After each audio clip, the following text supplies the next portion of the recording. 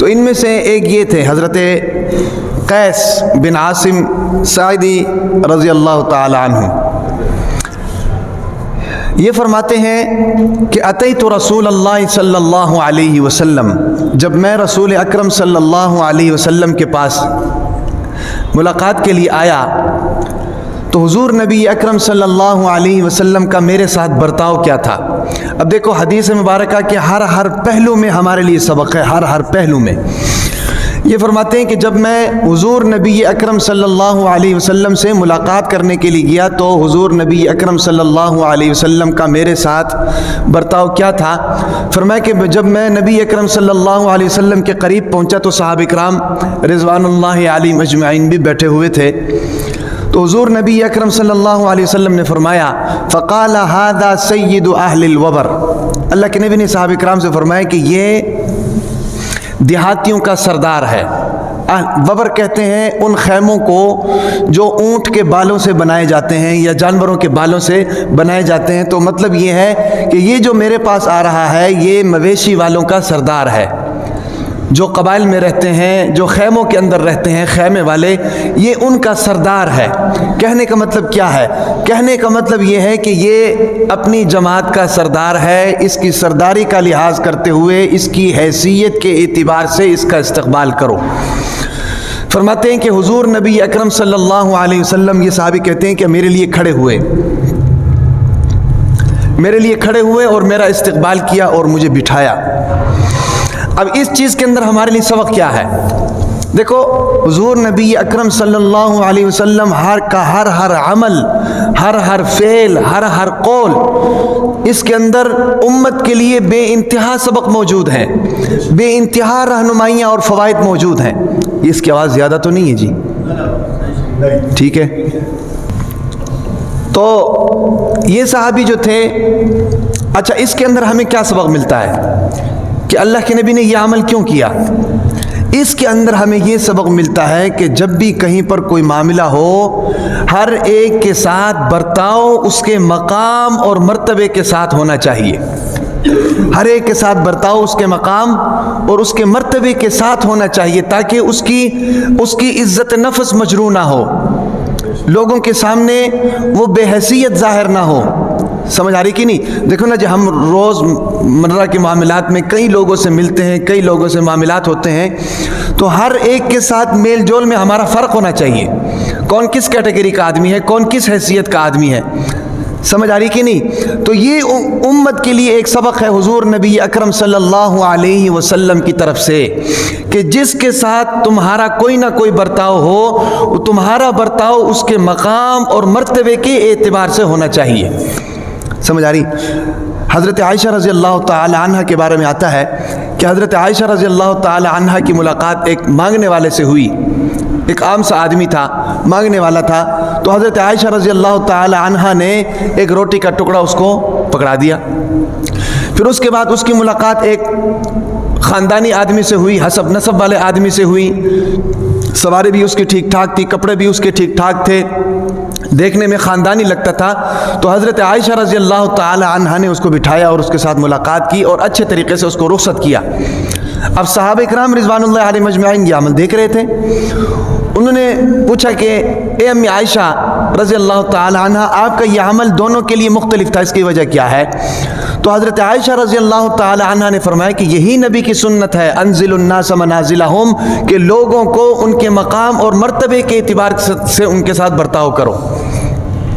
سمجھ آ رہی کہ نہیں؟ تو اس کے اندر ہمارے لیے حضور نبی اکرم صلی اللہ علیہ وسلم کا یہ جو عمل ہے ہمارے لیے سبق ہے. بدقسمتی سے ہم اس پر پورا نہیں اترتے ہیں. ایک تو جو ہے نا، جو ہمارے اندر یہ حسد کی جو آگ ہے نا، حسد کی آگ، یہ ہمیں نہ جینے دیتی ہے نہ مرنے دیتی ہے. حسد کی آگ. عموماً انسان اس طرح کا برتاؤ کیوں کرتا ہے کہ ایک آدمی ہے، بڑا باعزت آدمی ہے، باحیثیت آدمی ہے، باوقار آدمی ہے، لیکن ہمارا برتاؤ اس کے ساتھ اچھا نہیں ہوتا. اس کی کیا وجہ ہو سکتی ہے؟ اس کی بہت سی وجوہات ہو سکتی ہیں. بعض دفعہ جو معاملات کرنے والے لوگ ہوتے ہیں وہ عقل و فہم کے اعتبار سے کمزور بھی ہوتے ہیں، اس لیے ان کو سمجھ نہیں آتی. لیکن ایک اور وجہ ہے، وہ یہ ہے کہ ہمارے دلوں کے اندر حسد اتنی زیادہ بھر چکی ہے نا جی، ہم کسی کو عزت دینا اپنے وقار کے خلاف سمجھتے ہیں. سمجھ آ رہی کہ نہیں؟ اور یہ تکبری کی علامت ہے کسی کو عزت دینا اپنے وقار کے خلاف سمجھتے ہیں، اپنی عزت کے خلاف سمجھتے ہیں، اپنے مقام اور مرتبے کے خلاف سمجھتے ہیں۔ حالانکہ حضور نبی اکرم صلی اللہ علیہ وسلم کا عمل مبارک جو اس حدیث میں ہمیں نظر آ رہا ہے وہ یہ ہے کہ ہر ایک کے ساتھ برتاؤ اس کے مقام اور مرتبے کے اعتبار سے ہونا چاہیے، لوگوں کا اکرام ان کے مرتبوں کے اعتبار سے کرنا چاہیے۔ اور ایک اور بات اس میں آپ کو بتاؤں کہ دو آدمی ہیں، ایک غریب آدمی ہے، عام آدمی ہے بھائی، اس کی ضرورت کچھ اور ہوتی ہے، وہ کسی سے کچھ مانگتا ہے تو اس کے مانگنے کا لیول کچھ اور ہوتا ہے۔ ایک خاندانی آدمی ہوتا ہے، حسب نسب والا آدمی ہوتا ہے، مالدار آدمی ہوتا ہے، لینڈ لارڈ آدمی ہوتا ہے، وہ کسی سے کچھ مانگتا ہے تو اس کے مانگنے کا لیول کچھ اور ہوتا ہے۔ اس میں بھی ہمیں مقام اور مرتبے کا لحاظ رکھنا چاہیے بھائی، اس کے ساتھ اگر ہم معاملہ کر رہے ہیں تو اس کی حیثیت اور اس کے وقار کا لحاظ رکھنا چاہیے۔ اسی طریقے سے جس سے مانگا جا رہا ہے اس کے بھی مقام اور مرتبے کا لحاظ رکھنا چاہیے کہ یار میں اس آدمی سے جو یہ چیز مانگ رہا ہوں، کیا یہ بندہ اس لیول کا ہے کہ میں اس سے یہ چیز مانگوں؟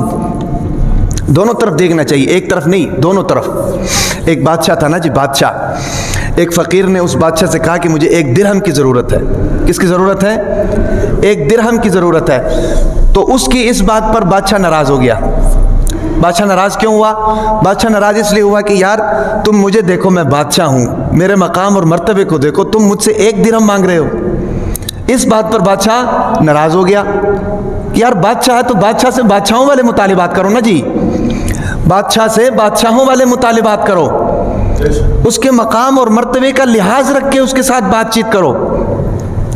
سمجھ آ رہی بات کی؟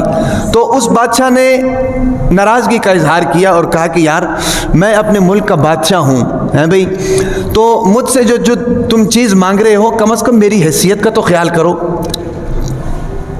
میرے وقار کا تو خیال کرو، میرے مقام اور منصب کا تو خیال کرو۔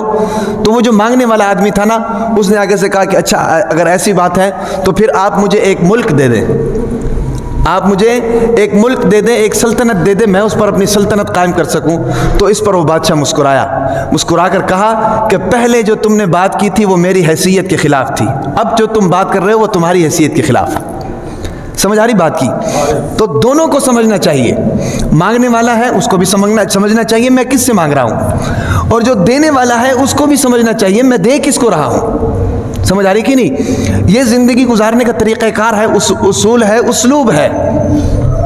تو اس بادشاہ نے کہا کہ جو تم مجھ سے مانگ رہے ہو اس میں تم نے میری حیثیت کا خیال نہیں کیا ہے بھائی، اور جو تم بعد میں مجھ سے مانگ رہے ہو اس کی تمہاری حیثیت نہیں ہے۔ اگر میں تمہیں ایک ملک دے دوں تو تم تو ملک کا بیڑا غرق کر دو گے۔ آج پاکستان کا بیڑا غرق کیوں ہوا ہے؟ پاکستان کا بیڑا غرق اس لیے ہوا ہے نا کہ ملک کی بھاگ دوڑ، اقتدار جو ہے نااہل لوگوں کے ہاتھ میں رہی ہے، ان کی نااہلی کا نتیجہ ہے پاکستان بیڑا غرق ہو گیا پاکستان کا۔ سمجھ آ رہی بات کی کوئی کہ نہیں؟ تو اس لیے اس حدیث مبارکہ کے اندر ایک سبق تو ہمیں یہ مل رہا ہے کہ حضور نبی اکرم صلی اللہ علیہ وسلم نے اس صحابی کے بارے میں جو اپنے ساتھ لوگ بیٹھے ہوئے تھے صحابہ کرام رضوان اللہ علیہم اجمعین، ان سے کہا کہ ہذا سید اہل الوبر، یہ خیمے والوں کا سردار ہے، لہٰذا اس کا استقبال اس کے مقام اور مرتبے کے اعتبار سے کیا جائے۔ اور حضور نبی اکرم صلی اللہ علیہ وسلم اپنی جگہ سے کھڑے ہوئے اور اس کا استقبال کیا۔